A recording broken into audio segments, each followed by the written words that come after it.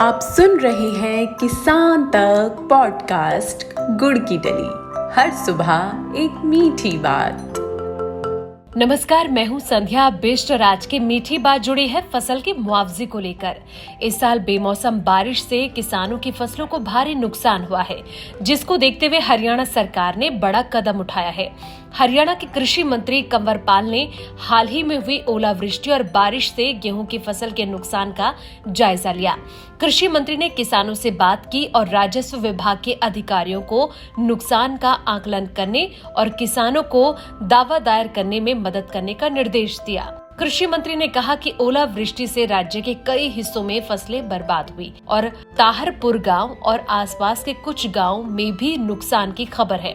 उन्होंने कहा कि किसानों को अपने दावे उठाने के लिए ई क्षतिपूर्ति पोर्टल खोला गया है, लेकिन यह पता चला है कि कुछ किसानों ने अपनी फसलों को मेरी फसल मेरा ब्यौरा पोर्टल पर पंजीकृत नहीं करवाया है। कृषि मंत्री कंवर पाल ने कहा कि पोर्टल से संबंधित मुद्दों का समाधान कर लिया गया है। जिन किसानों के पास 1 या 2 एकड़ जमीन है और उन्होंने अपनी फसल अनाज मंडी में नहीं ले जाने की योजना बनाई थी, साथ ही उन्होंने अपनी फसल का पोर्टल पर पंजीकरण नहीं करवाया था, इसलिए मैंने अधिकारियों से बात की है और पोर्टल को फिर से खोलने का आदेश दिया है। उन्होंने कहा कि किसानों की मदद करने और नुकसान का जल्द से जल्द आकलन करने के लिए राजस्व विभाग के अधिकारियों को निर्देश जारी किए गए हैं। किसानों को उनके नुकसान का मुआवजा दिया जाएगा।